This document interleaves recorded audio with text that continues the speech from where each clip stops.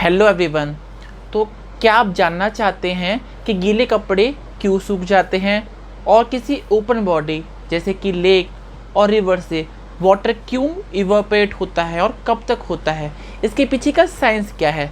तो आइए ये जानने के लिए हम समझते हैं व्हाट इज़ वेपर प्रेशर।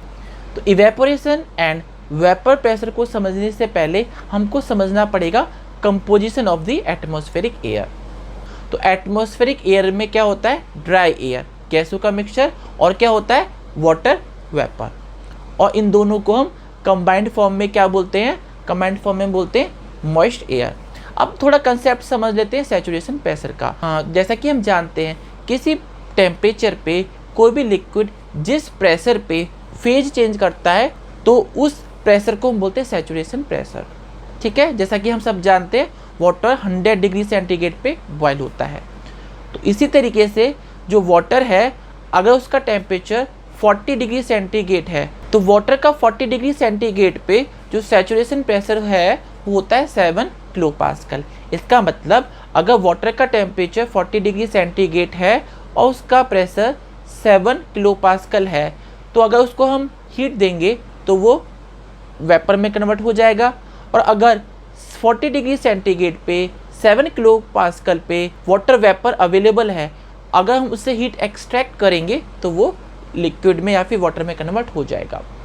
अब समझते हैं इवेपोरेशन कैसे होता है और फिर उसके बाद समझेंगे वेपर प्रेशर को। जब कोई ओपन बॉडी है जैसे कि लेक, तो लेक में जो वाटर है जब एयर के कांटेक्ट में आता है तो क्या होता है, लेक में है वाटर और एयर में है dry air plus water vapour. अब ये दोनों आपस में कांटेक्ट में आते हैं। अब हम डिस्कस करते हैं डाल्टन्स लॉ को। तो डाल्टन्स लॉ ये कहता है कि किसी भी गैस के मिक्सचर में पूरे मिक्सचर का जो प्रेशर है वो उसके इंडिविजुअल कंस्टिट्यूएंट के प्रेशर के समेशन के बराबर होगा।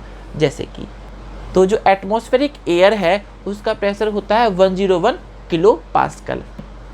अब सपोज करते हैं 40 डिग्री सेंटीग्रेड पे उसके अंदर जो वाटर वेपर हैं, उन वाटर वेपर का जो पार्शियल प्रेशर है वो है 3 किलो पास्कल, 3 किलो पास्कल। और जो ड्राई एयर है उसका पार्शियल प्रेशर है 98 किलो पास्कल। तो 98 kilo pascal plus 3 kilo pascal दोनों का समेशन होगा 101 किलो पास्कल, जो एयर का एटमॉस्फेरिक प्रेशर है। तो ये डाल्टन्स का लॉ है। अब देख लेते हैं वेपर प्रेशर की डेफिनेशन को। तो vapour pressure of a pure substance is defined as pressure exerted by its vapor in phase equilibrium with its liquid at a given temperature। तो इस डेफिनेशन में यह कहा गया है कि जब कोई लिक्विड और वेपर जब एक दूसरे के साथ फेज इक्विलिब्रियम में हो तब वेपर का जो प्रेशर है उस प्रेशर को बोला है वेपर प्रेशर। अब फेज इक्विलिब्रियम का मतलब ये है कि फेज चेंज नहीं हो रहा है इस मिक्सचर में। जब ये लिक्विड और वेपर आपस में कांटेक्ट में है तो ना तो लिक्विड वेपर में कन्वर्ट हो रहा है, ना ही वेपर लिक्विड में कन्वर्ट हो रहा है। उस कंडीशन में वेपर का जो प्रेशर है उस प्रेशर को हमने बोला वेपर प्रेशर। तो अब समझते हैं इवेपोरेशन कब होता है और कब तक होता है। तो जैसा कि हमने डिस्कस किया था कि 40 डिग्री सेंटीग्रेड पे जो एयर है उसका पार्शियल प्रेशर है 3 किलो पास्कल और जो ड्राई एयर है उसका पार्शियल प्रेशर है 98 किलो पास्कल। और जैसा कि हम जानते हैं 40 डिग्री सेंटीग्रेड पे वाटर वेपर का जो सैचुरेशन प्रेशर होता है वो होता है 7 किलो पास्कल।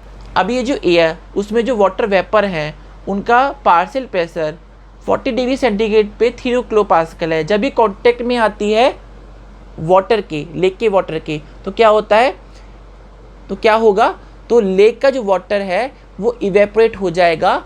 और जब वो इवेपोरेट होगा तो जो एयर है उसमें वाटर वेपर की क्वांटिटी बढ़ेगी और उससे क्या होगा, धीरे धीरे वाटर वेपर का पार्शियल प्रेशर बढ़ता जाएगा।